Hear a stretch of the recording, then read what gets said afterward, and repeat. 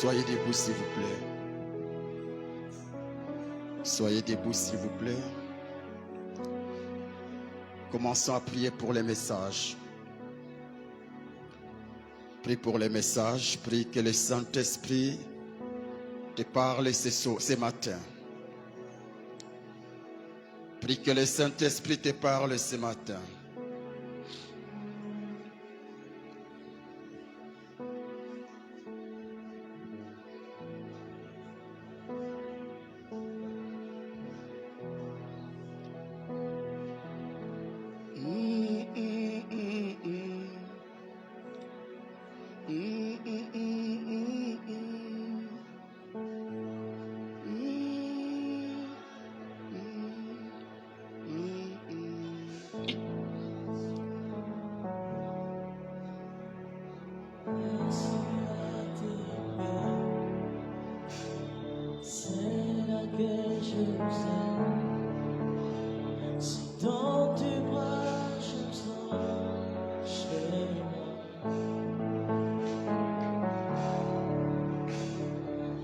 Assis à tes pieds, c'est là que je veux être. Si dans tes bras je me sens chez moi, touché par ta grâce, fixé par ton regard, je peux résister à ta tendresse. Oh, je t'aime et tout, ma Père, suis amoureux de toi. Oh, mon cœur nu bat pour toi, mon cœur nu bat pour toi. Précieux Jésus.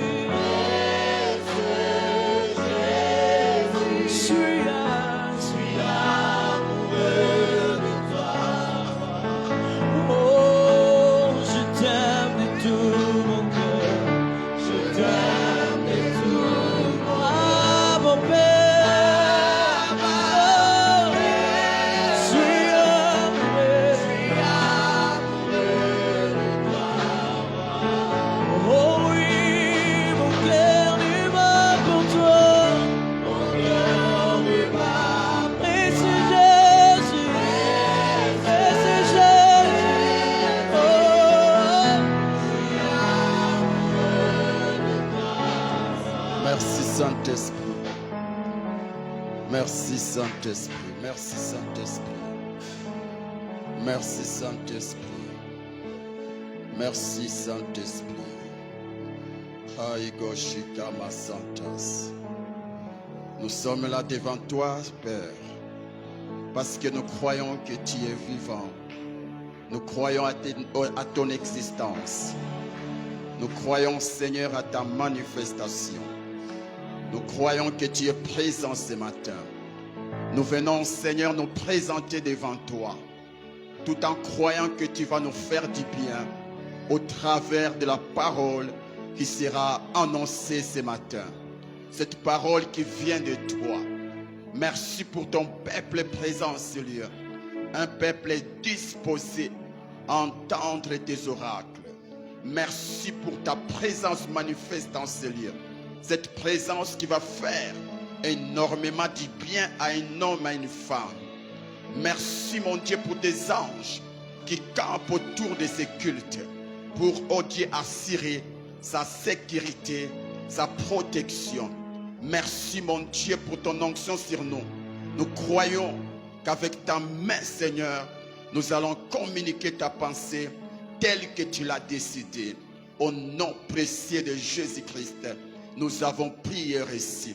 Nous plaçons tous nos ennemis sous nos pieds. Au nom puissant de Jésus. Qu'aucune attaque du diable ne touche, oh Dieu mon roi, l'un de nous en ce lieu. Au nom puissant de Jésus, nous avons prié ici. Nous t'acclamons Jésus.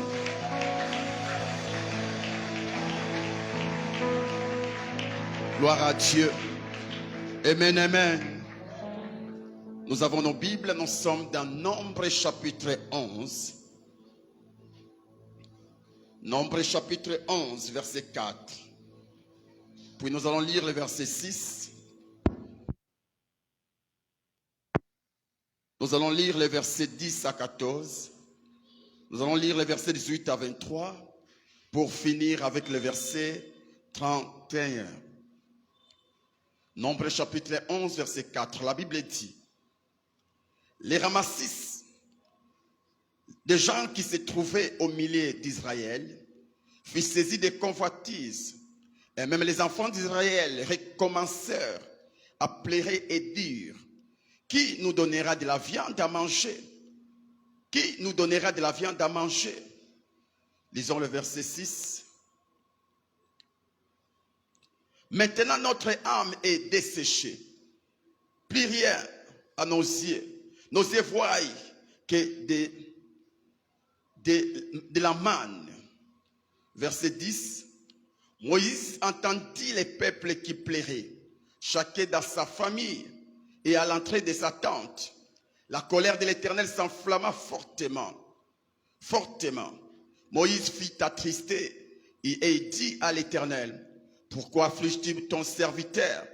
Pourquoi n'ai-je pas trouvé grâce à tes yeux, que tu aies mis sur moi la charge de tous ces peuples? Et c'est moi qui ai conçu ces peuples, et c'est moi qui l'ai enfanté. Pour que tu me dises: porte-les sur ton sein, comme les nourriciers portent un enfant, jusqu'au pays que tu y as juré à ses pères de lui donner. Ou prendrai-je de la viande pour donner à tous ces peuples? Car ils pleurent auprès de moi en disant: donne-nous de la viande à manger. Je ne puis pas à moi seul porter tous ces peuples, car il est trop pesant pour moi. Verset 18. Tu diras au peuple: sanctifiez-vous pour demain, et vous mangerez de la viande, puisque vous avez pleuré aux oreilles de l'Éternel en disant: qui nous fera manger de la viande? Car nous étions bien en Égypte. L'Éternel vous donnera de la viande et vous en mangerez. Vous en mangerez non pas un jour, ni 2 jours, ni 5 jours, ni 10 jours, ni 20 jours, mais mais un mois entier, jusqu'à ce qu'il vous sorte par les narines et que vous en ayez dit dégoût, parce que vous avez rejeté l'Éternel qui est au milieu de vous, et parce que vous avez pleuré devant lui en disant: pourquoi donc sommes-nous sortis de l'Égypte? Moïse dit: 600 000 hommes de pied forment le peuple au milieu duquel je suis. Et tu dis: je leur donnerai de la viande, et ils en mangeront un mois entier. Égorgera-t-on pour eux des brebis et des bœufs, en sorte qu'ils en aient assez? Ou rassemblera-t-on pour eux tous les poissons de la mer, en sorte qu'ils en aient assez? L'Éternel répondit à Moïse: la main de l'Éternel serait-elle trop courte? Tu verras maintenant si ce que je t'ai dit arrivera ou non. Moïse sortit et rapporta au peuple les paroles de l'Éternel. Et il assembla 70 hommes des anciens du peuple et plaça autour de la tente. Lisons le verset 31. L'Éternel fit souffler de la mer un vent qui amena des cailles et les répandit sur les camps. Environ une journée de chemin d'un côté et environ une journée de chemin de l'autre côté, autour du camp. Il y en avait près de 2 coudées au-dessus de la surface de la terre. Parole du Seigneur. Que le Seigneur vous bénisse et reprenez vos places. Amen, amen. Je viens vous saluer au nom de Jésus-Christ. Amen. Sois attentif à ce message et nous croyons que Dieu va fortement te faire du bien. Toi qui nous suis en ligne, tu peux partager ces messages et inviter d'autres personnes à partager les messages. Dieu te bénira. Nous voici dans notre marathon de prières et jeûnes dénommé Alpha 40, qui a pour thème, avec la prière, tout est possible. Avec la prière, tout est possible. Ce matin, par la grâce de Dieu, nous allons vous proposer un sous-thème intitulé « Les ennemis de la prière qui rend possible l'impossible ». Les ennemis de la prière qui rend possible l'impossible. Notre thème, avec la prière, tout est possible. Donc la prière rend possible l'impossible. Mais cette prière qui rend possible l'impossible a plusieurs ennemis qui travaillent pour que la prière qui rend possible l'impossible soit inefficace.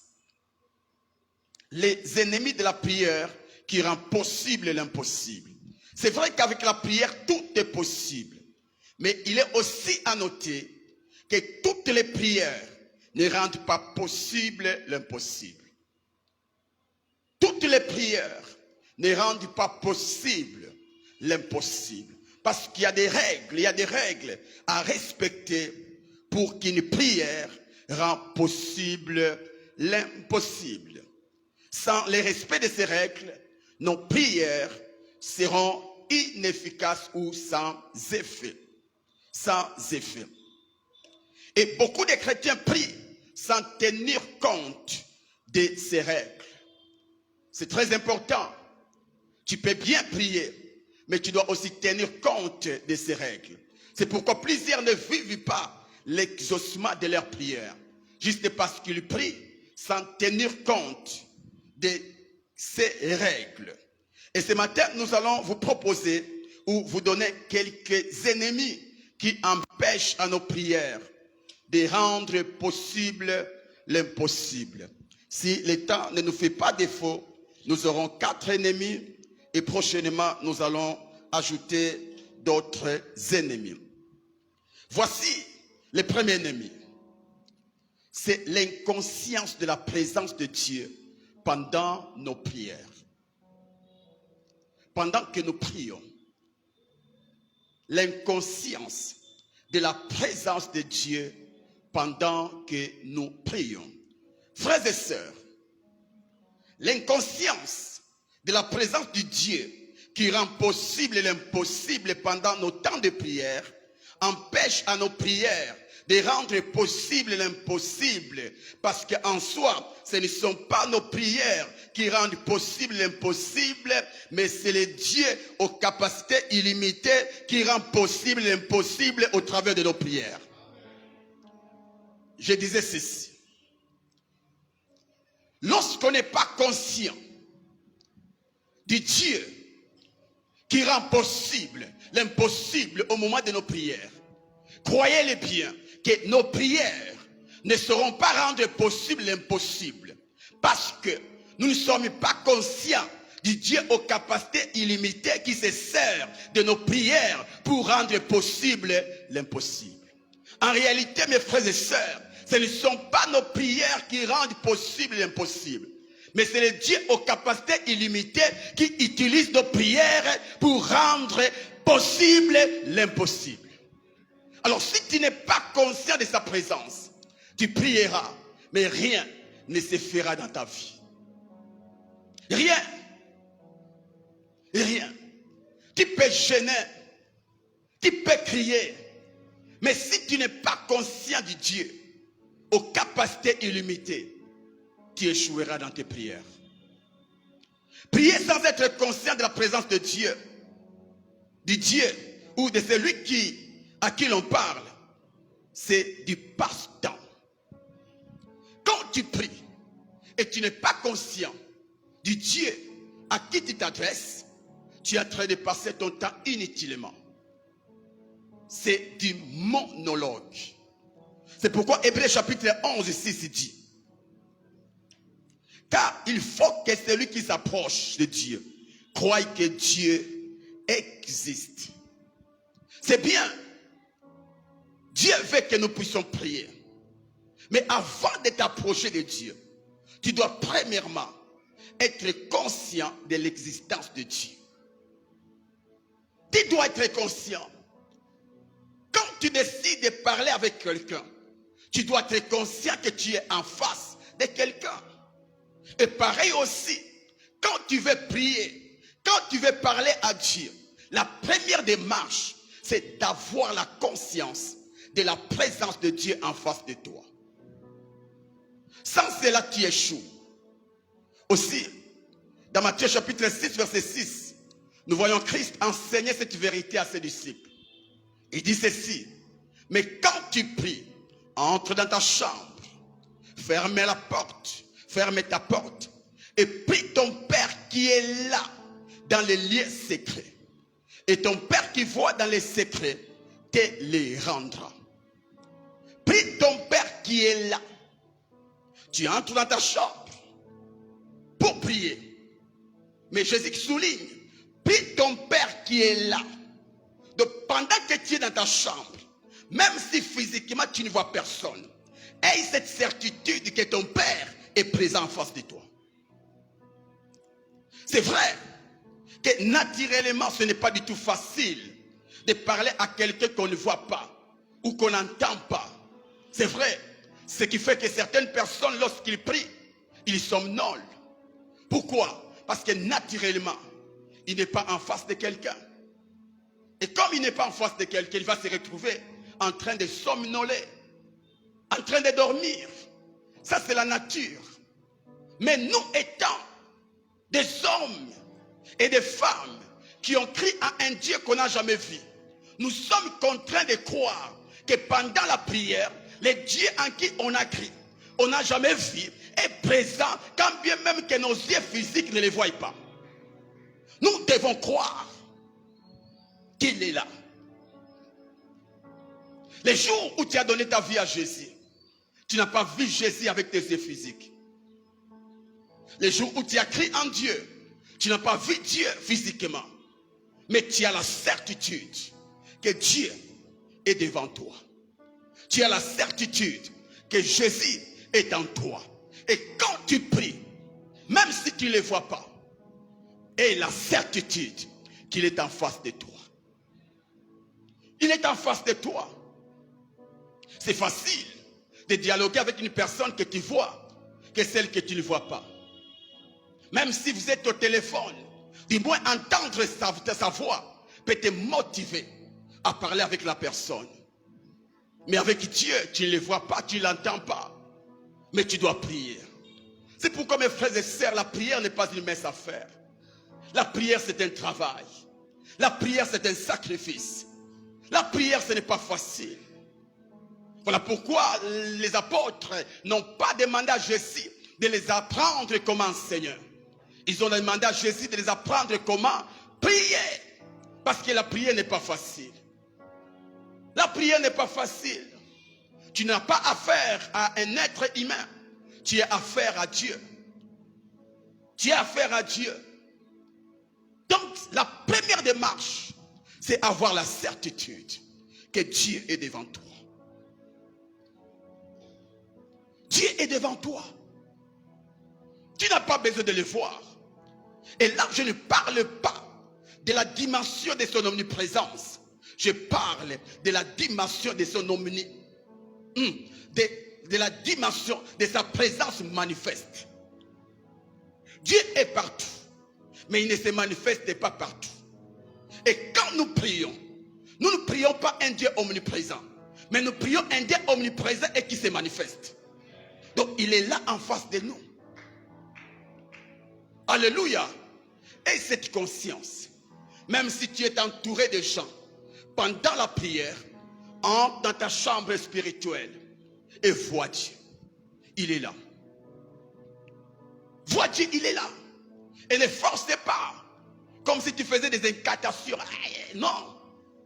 Entre juste et la certitude qu'il est présent. Il est là. Comme là, tu as la certitude que ton cœur est en toi. Et aussi la certitude que Dieu est en face de toi. Et là, tu peux commencer à lui parler. Là, tu peux commencer à lui parler. Tout commence par là. Si tu n'es pas conscient de sa présence, tu prieras tant de fois, tu ne verras pas la gloire de Dieu. Tu ne verras pas Dieu. Parce que là, tu ne t'adresses pas à Dieu, mais tu t'adresses à toi-même. Et tu seras là pour donner l'exaucement à ta prière. Chose impossible. Alléluia. C'est pourquoi à chaque fois que tu veux prier, étant un humain, il te faut de l'aide. Il te faut l'aide du Saint-Esprit. C'est très bien de commencer par demander au Saint-Esprit, aide-moi. Mes frères et sœurs, comme vous le savez, il y a le Père, il y a le Fils et il y a le Saint-Esprit. Les trois forment un seul Dieu. Mais lorsqu'il s'agit de prier, d'habitude nous prions le Père. Car Jésus dit, lorsque vous priez, dites notre Père. Voyez, donc tu pries le Père. Dieu dans la dimension du Père. Toi étant son fils, tu t'adresses à ton Père. Alléluia. Et à sa droite, il y a son fils aîné, Jésus-Christ. Mais à tes côtés, il y a le Saint-Esprit. Il est celui qui peut t'aider à bien prier. Il est celui qui peut t'aider à te concentrer sur la présence de Dieu, quand bien même que tu ne le vois pas. C'est pourquoi avant d'aller, commence par le conseil du Saint-Esprit. Parle au Saint-Esprit. Aide-moi à prier. Apprends-moi à parler à Dieu. Naturellement, c'est difficile pour un humain de parler à un esprit. Mais tu peux m'aider, Saint-Esprit. Et c'est là où tu verras le soutien du Saint-Esprit. Certaines commencent avec la chanson. D'autres comme moi, nous commençons avec les parler en langue. Et pendant que je parle en langue, je suis en train de recharger ma batterie spirituelle qui va me permettre de me concentrer dans sa présence. Et croire qu'il est là. Alléluia. Alléluia. Alors pendant ces programmes de Alpha 40 ou après Alpha 40, retiens ceci. Retiens ces secrets. Ne prie pas. Prions. Non. Non. La prière, c'est un dialogue. La prière, c'est un dialogue. La prière, c'est parler à quelqu'un. Donc tu t'adresses à quelqu'un. Quelqu'un que tu vois. Quelqu'un que tu vois. Et tu ne les vois pas avec les yeux physiques, mais avec les yeux de la foi. Alléluia. C'est pourquoi la prière n'est pas une affaire des immatures.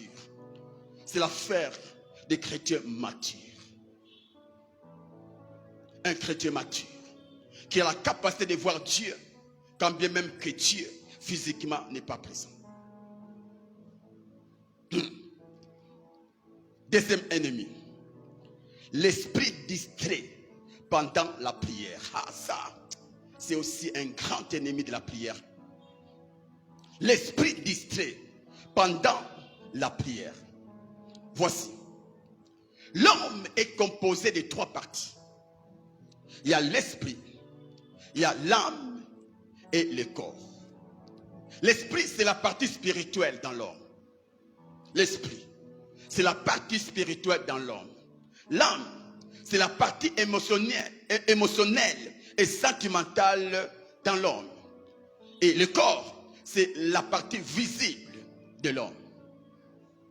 En toi, il y a ton esprit, il y a l'âme, il y a aussi le corps. La partie spirituelle, c'est ton esprit.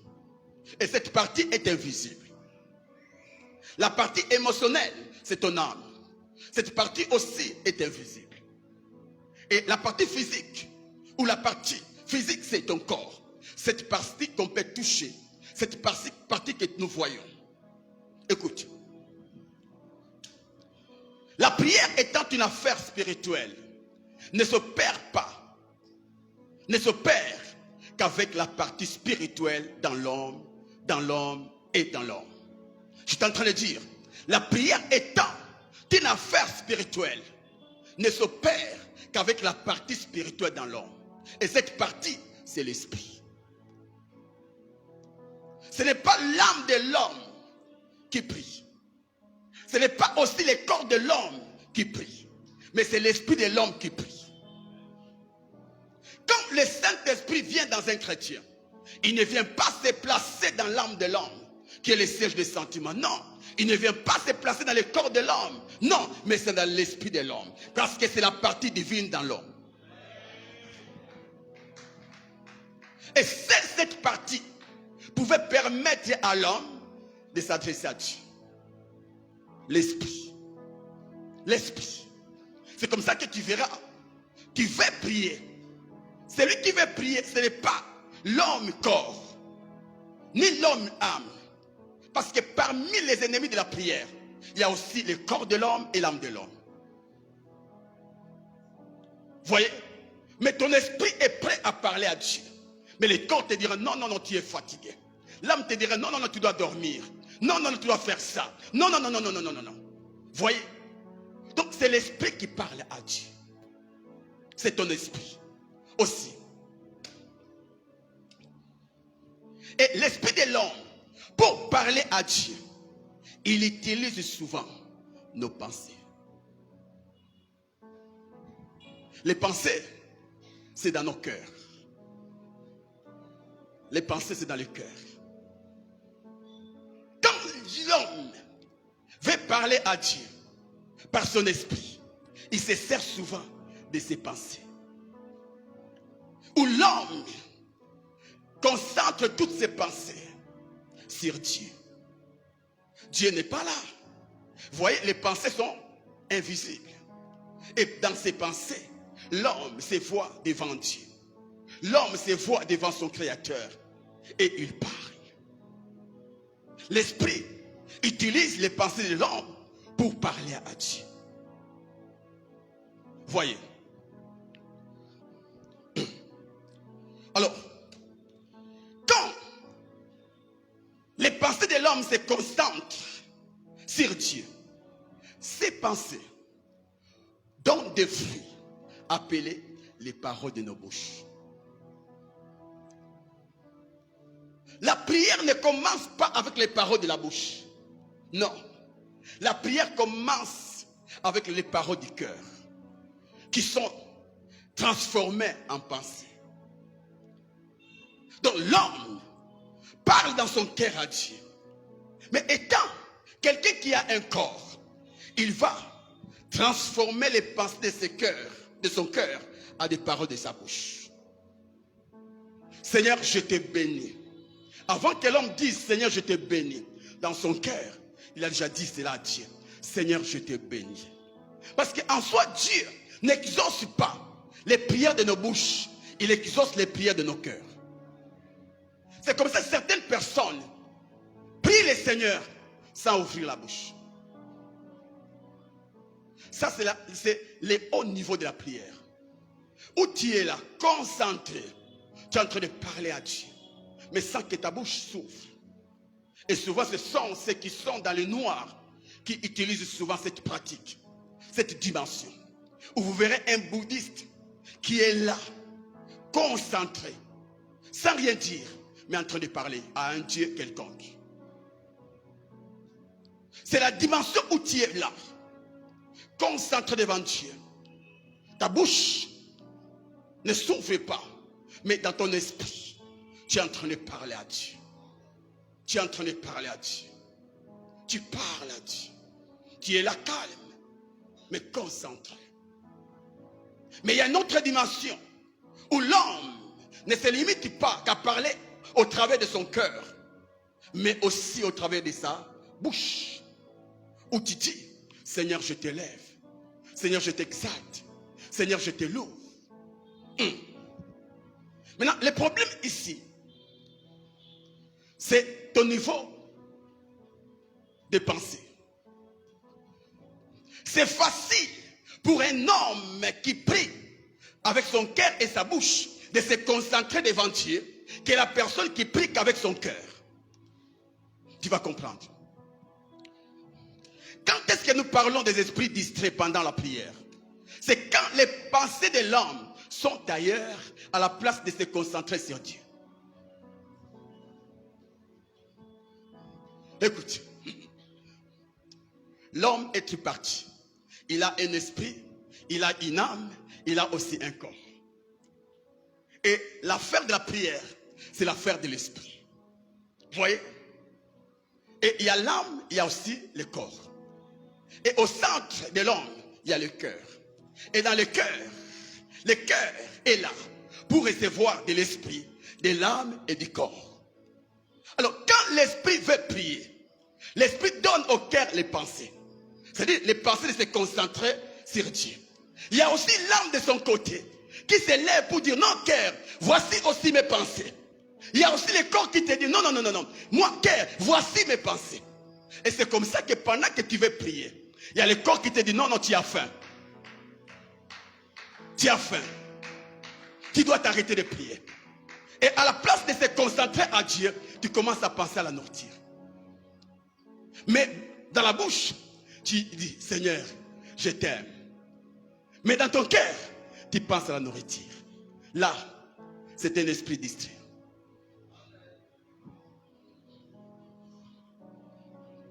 C'est un esprit distrait.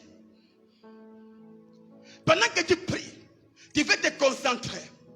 Il y a l'âme qui te dit, mais tu as laissé des dettes à la maison. Tu as laissé les enfants sans rien manger. Nous sommes à la fin du mois.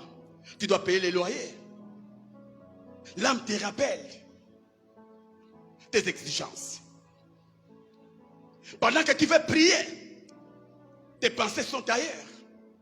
Ou tu vois une personne devant Dieu, en train de louer le Seigneur, en train d'élever le Seigneur. Mais il pense à une femme qu'il a vue hier. Ah, cette sœur-là est très belle. Hein?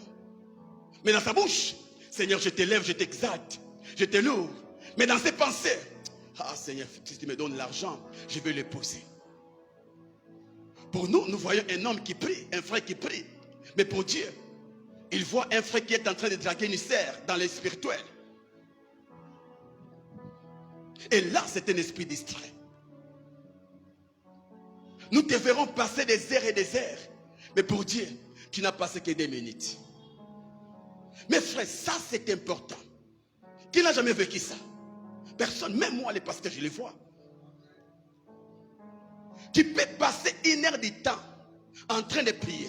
Mais pour Dieu, tu n'as fait que 2 minutes. Pourquoi? Pendant 58 minutes, tes pensées étaient ailleurs. Tu es à l'église, mais tu penses à la maison. Tu es à l'église et tu penses. Tu es à l'église. C'est un esprit distrait.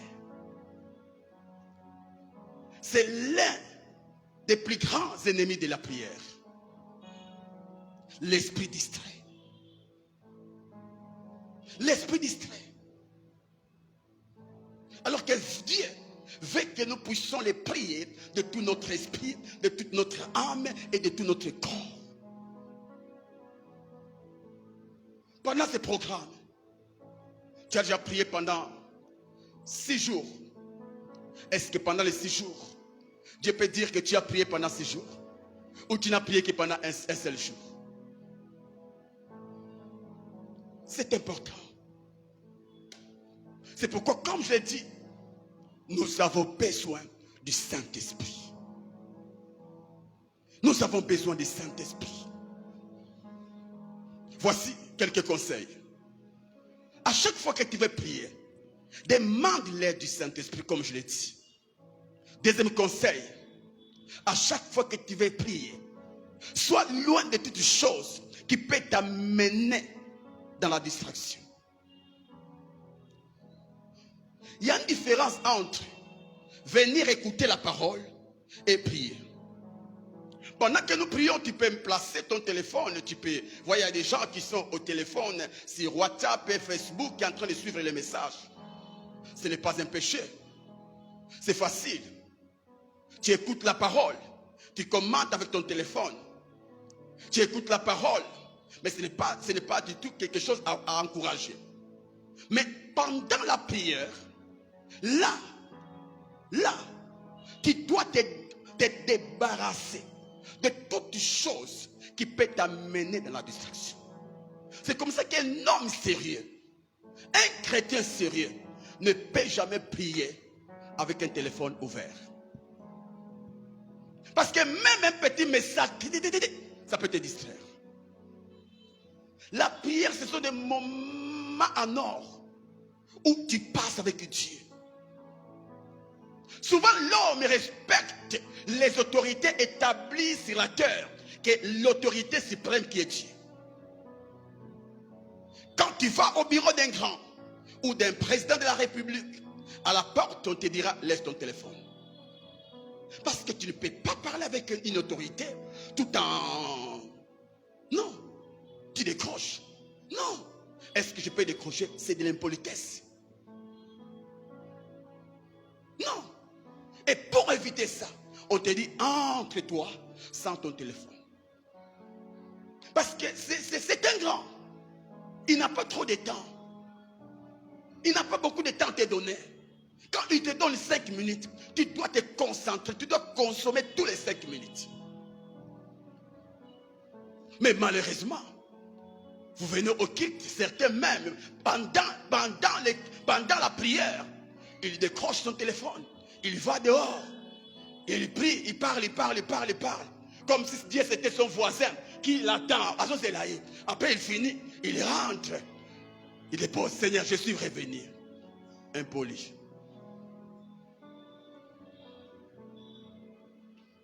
Impoli. Si les hommes ne peuvent... Toi, tu vas chez un président, tu vas chez un ministre, et puis tu décroches, tu sors. Et puis le ministre viens comme ça. C'est comme si tu étais son épouse. Mes frères et sœurs, même si Dieu est notre papa, tout enfant discipliné honore ses parents. Quand il est en face de son père, il doit honorer son père par son attitude. Il doit honorer son père par son langage. Il doit... C'est ça.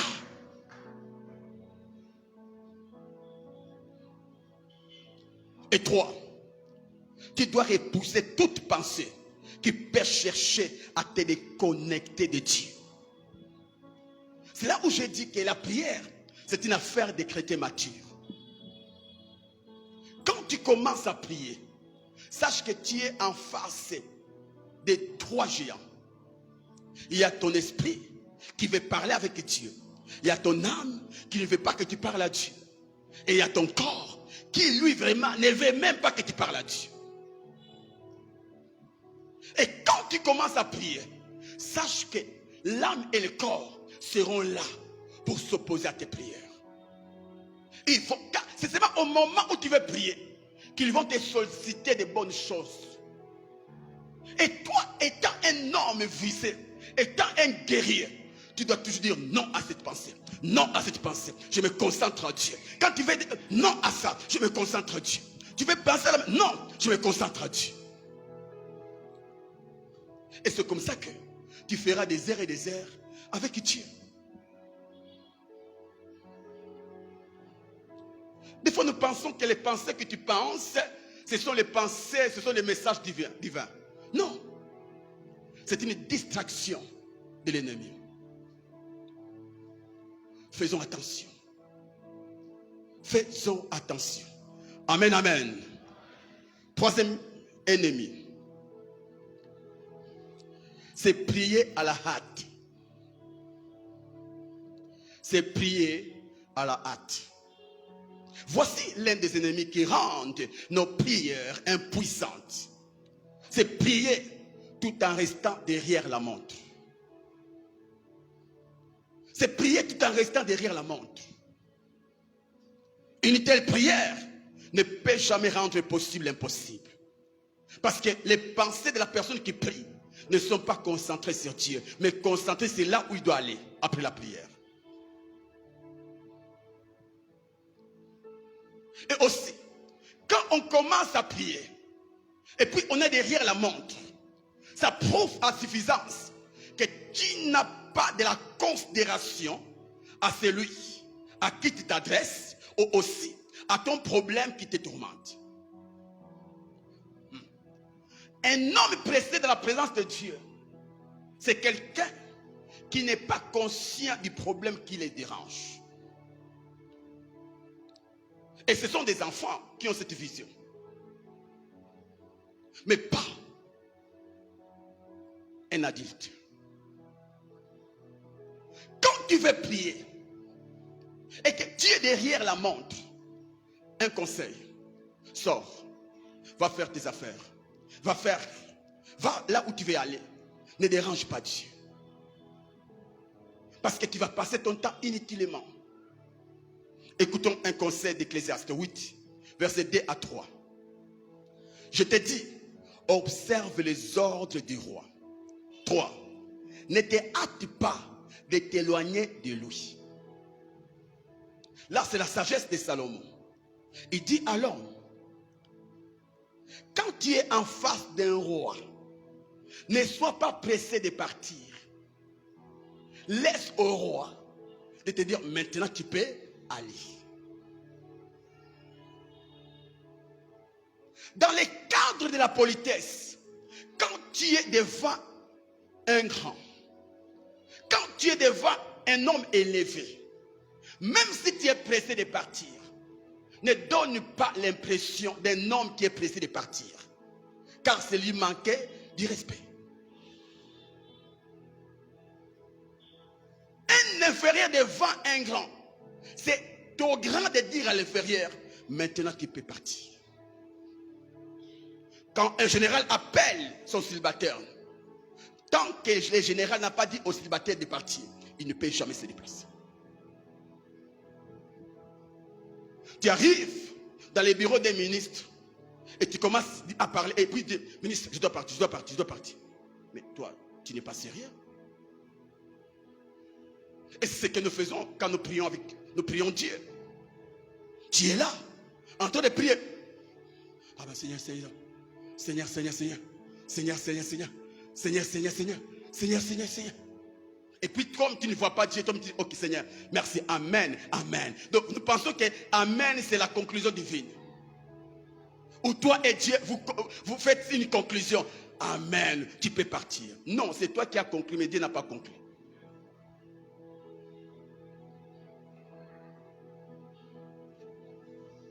Ça, mes frères et sœurs, ce n'est pas seulement dans les domaines de la prière, mais même dans les domaines naturels.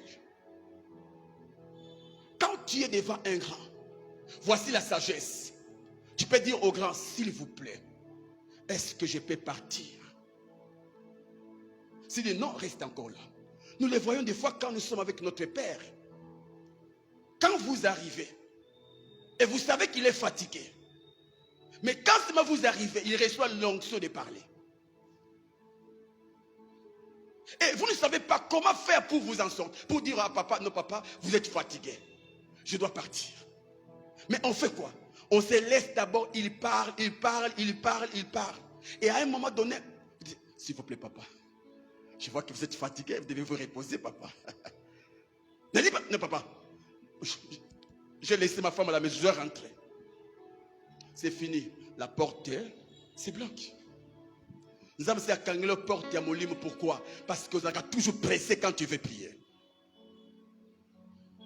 Respecte l'autorité établie. Respecte. C'est alors que tu seras respecté. Alléluia. Alléluia. Alléluia. Comme je l'ai dit, prier Dieu tout en regardant à la montre, c'est manquer Dieu du respect. Si tu sais que tu es pressé, soit tu ne pries pas, soit fais une prière courte mais puissante. Tu sais que tu dois vite y aller, rentre. N'allez pas déranger Dieu avec des temps, non. Fais juste une prière courte mais puissante. Là, tu engages ton esprit, tu engages ton âme, tu engages ton corps et tu te concentres sur Dieu. Père, je te dis merci. Tu m'as fait grâce de me réveiller. Là, je vais au boulot. Je sais que tu es avec moi. Merci de m'avoir accompagné. Merci de travailler avec moi. Je te bénis. Je t'aime, Seigneur. Bisous. Petit part. Tu pars. Parce qu'en soi, la force de la prière, ce ne sont pas les heures que tu passes dans la présence de Dieu. Mais c'est ta capacité de te concentrer devant Dieu et de lui parler. Et tu pars. Amen, amen.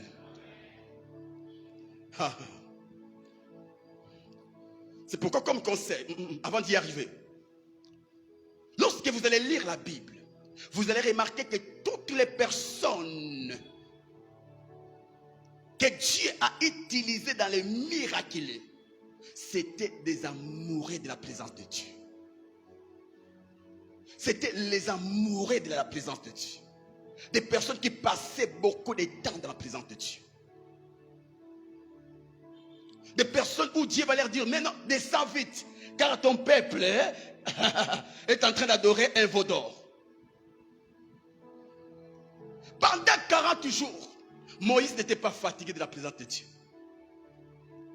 Il a fallu que Dieu intervienne. Non, Moïse, descend, descend, descend.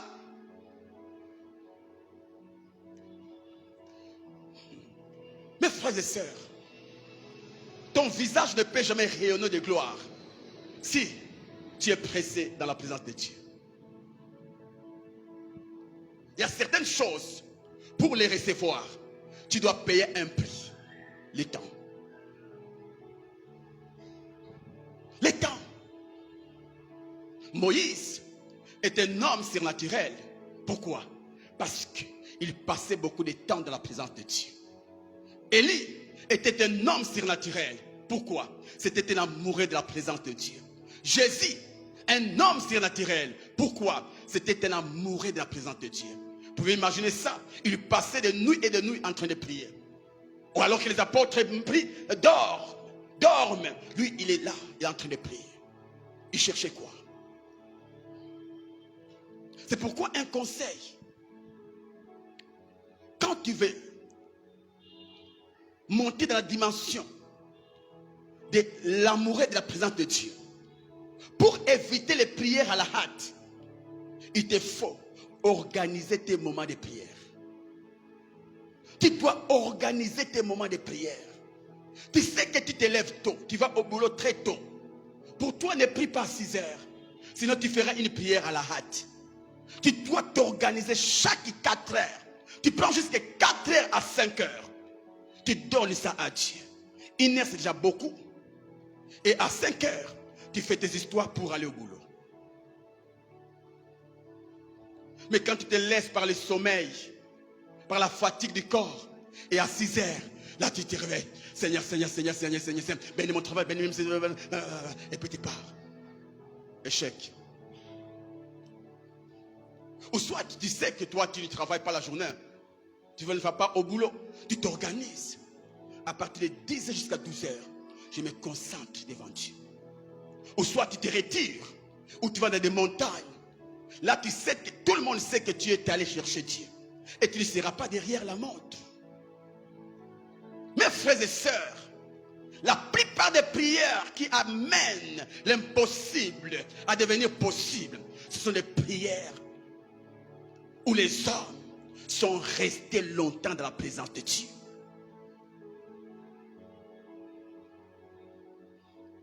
Alléluia. Voici le dernier ennemi pour aujourd'hui. C'est douter de l'omnipotence de Dieu. Voici un autre ennemi de la prière qui rend possible l'impossible. De la prière qui donne naissance au miracle. C'est douter de l'omnipotence de Dieu. L'omnipotence de Dieu, c'est la toute capacité de Dieu. C'est la toute puissance de Dieu. Frères et sœurs, beaucoup de gens désirent vivre les miracles au travers de leurs prières. Mais ils ne vivent pas ces miracles. Vous savez pourquoi? C'est parce qu'ils ne croient pas que Dieu peut leur donner les miracles qu'ils demandent. Il est là en train de prier. Mais dans son cœur, il doute que Dieu peut lui donner la chose qu'il cherche. Nous avons un exemple, Moïse. Alors que les enfants d'Israël se sont retrouvés dans le désert pour aller en Canaan. À un moment donné, le peuple va réclamer la viande. Ils ont commencé à pleurer. Nous sommes fatigués de la manne. Trop, c'est trop. Nous voulons manger. Nous voulons manger quoi? La viande. La viande. La viande. Et l'intermédiaire entre le peuple et Dieu, appelé Moïse, quand il a entendu les pleurs du peuple, il est allé se présenter devant Dieu. Il arrive devant Dieu. Il a commencé à parler à Dieu, c'est la prière. Il dit à Dieu, mais Seigneur, qu'est-ce que je t'ai fait pour que tu me donnes cette charge? Est-ce que moi j'ai la capacité de leur donner la viande ou les viandes qu'ils demandent? Mais qu'est-ce que, Seigneur? Autrement dit, c'est à toi cette responsabilité. De même que tu as été capable de leur donner la manne, de même aussi, donne-leur aussi la viande. Waouh! Nous voyons un homme qui prie, qui dit à Dieu, Seigneur, les peuples veulent un miracle. C'est le miracle de la viande. Ils doivent manger.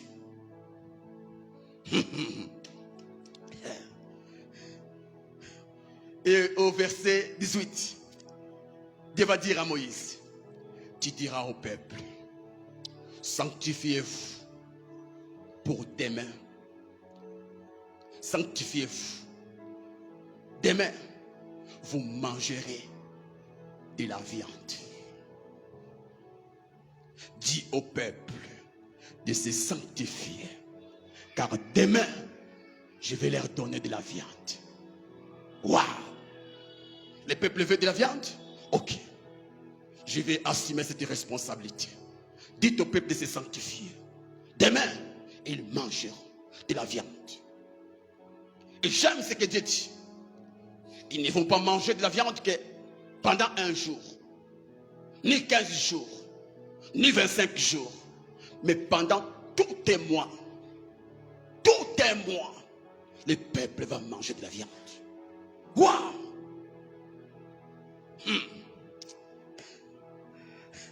Écoutons maintenant les crédilités de Moïse. Moïse dit, 600 000 hommes de pied forment le peuple au milieu duquel je suis. Et tu dis, je leur donnerai de la viande. Et ils en mangeront un mois entier. Verset 22. Égorgera-t-on pour eux des brebis et des bœufs, en sorte qu'ils en aient assez? Ou rassemblera-t-on pour eux tous les poissons de la mer, en sorte qu'ils en aient assez? Moïse présente à Dieu les problèmes du peuple. Le peuple veut un miracle, manger la viande. Et quand Dieu dit à Moïse, ok, dites à ce peuple, demain ils vont manger. Le même Moïse qui réclamait le miracle va douter. Il dit, Seigneur, nous sommes 600 000. Là, 600 000, c'est juste les hommes, sans compter les femmes et les enfants. De plus de 600 000. Alors, Seigneur, ce que tu dis là, je ne crois pas. Est-ce que tu vas égorger tous les bœufs de la terre pour que ce peuple arrive à manger pendant un mois? Ou encore, tu vas rassembler tous les poissons de la mer? Imaginez ça. Pour dire ce que tu veux faire là, pour que cela se réalise, tu dois rassembler tous les poissons de la mer. Donc tu dois aller ramasser tous les poissons qui sont dans la mer et donner au peuple. Sans cela, ça ne se fera pas. Il demandait une chose avec son contraire. Il demande à Dieu un miracle, tout en doutant que Dieu peut faire ce miracle. Et par sa souveraineté, Dieu a opéré les miracles. J'aime ce que Dieu dit à Moïse. L'Éternel répondit à Moïse, la main de l'Éternel serait-elle trop courte? Comme tu doutes, tu verras maintenant si ce que je t'ai dit arrivera ou non. Et ce qui m'a étonné, le lendemain, Dieu a soufflé la mer. Et la mer a produit des cailles. Et bizarrement, les cailles qui étaient sur la terre formaient des coudées. Donc l'épaisseur des coudées, presque 80 décimètres. 80 cm, presque 1 mètre de hauteur. Et puis, la trajectoire qu'avait pris la viande, c'était une journée de marche. C'est comme si tu quittais ici jusqu'à Maluku. Tu es en train de marcher à pied et tu vois la viande partout. Mes frères et sœurs, la prière qui rend possible l'impossible, c'est cette prière-là qui croit à l'omnipotence de Dieu. Certains prient et ne voient pas la main de Dieu parce qu'ils doutent. Vous verrez une femme qui a passé 10 ans sans enfant. Dans sa bouche, elle prie, mais dans son cœur, elle ne croit plus. Et une telle prière ne peut jamais produire un miracle. Une sœur qui prie, l'âge est déjà avancé. Et il prie, Seigneur, donne-moi un mariage. Il donne des sujets de prière aux pasteurs, aux hommes de Dieu. Mais dans son cœur, est-ce qu'il y aurait un homme qui va m'épouser? Une personne qui prie pour sa santé, qui a été déclarée avec une maladie incurable. Mais tu pries, Seigneur, guéris-moi. Mais dans ton cœur, tu ne crois pas que Dieu peut te guérir. Tu ne verras pas la main de Dieu. Tu ne verras pas la main de Dieu. Tu ne verras pas la main de Dieu. Mes frères et sœurs, Luc chapitre 1, verset 37 nous dit, rien n'est impossible à Dieu. Rien n'est impossible devant Dieu. Nous devons croire, un conseil, nous devons croire que tout ce dont nous avons besoin, Dieu peut nous les donner. Si tu ne crois pas que Dieu peut te donner un miracle, ne prie pas, ne demande pas ce miracle.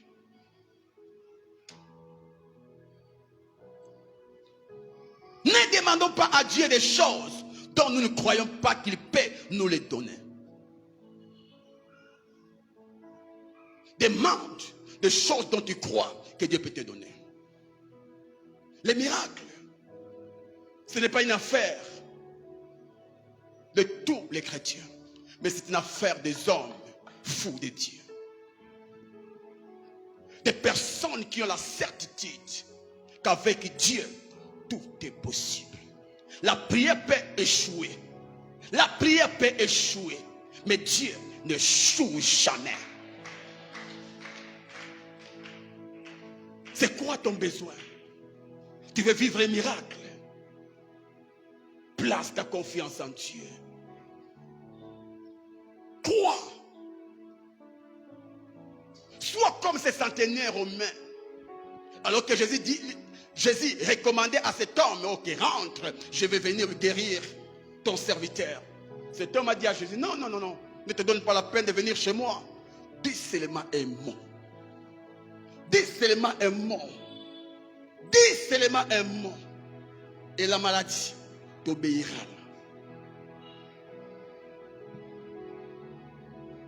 Mes frères, ce programme de Alpha 40 te donnera beaucoup de choses si seulement tu peux placer ta toute confiance en Dieu. Il n'y a pas de problème impossible devant Dieu. Il n'y a pas de problème qui dépasse ton Dieu. Là où tu places Dieu, c'est là où Dieu va se révéler pour toi. Si tu crois au miracle, tu finiras par vivre le miracle. Si tu crois aux médecins, tu finiras par vivre la main des médecins. Si tu crois aux hommes, tu finiras par vivre l'aide des hommes. Malheureusement, l'homme peut te promettre aujourd'hui, mais te décevoir demain. C'est pourquoi par rapport à ton problème, même si les hommes peuvent les résoudre, donne plus ta foi à Dieu. Dis à Dieu, j'ai confiance.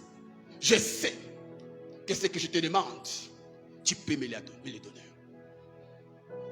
Crois en ça. Crois aussi surnaturel. Et quand tu sais que tu as des doutes, c'est comme ça que vous verrez que certaines personnes, ils prient pour un malade. Le malade n'est pas guéri. Pourquoi? Parce que lui-même dans son cœur, il ne croit pas que le malade sera guéri. tu dois d'abord croire que cette maladie a été vaincue à la croix. Je prie. Et tu laisses la souveraineté de Dieu. Parce que moi, ma part, c'est de croire que Dieu t'a guéri. La part de Dieu, c'est de guérir la personne. C'est comme ça, quand je t'ai béni, je ne vois pas ce que tu es, mais je vois ce que tu as en Dieu. Ce que Dieu a dit pour toi. Mon serviteur s'élèvera. Tout enfant de Dieu, c'est un serviteur de Dieu. Et tout enfant de Dieu est appelé à l'élévation. Et quand je dis tu es élevé, que je le voie ou pas, je sais que tu es élevé. Parce que Dieu l'a dit.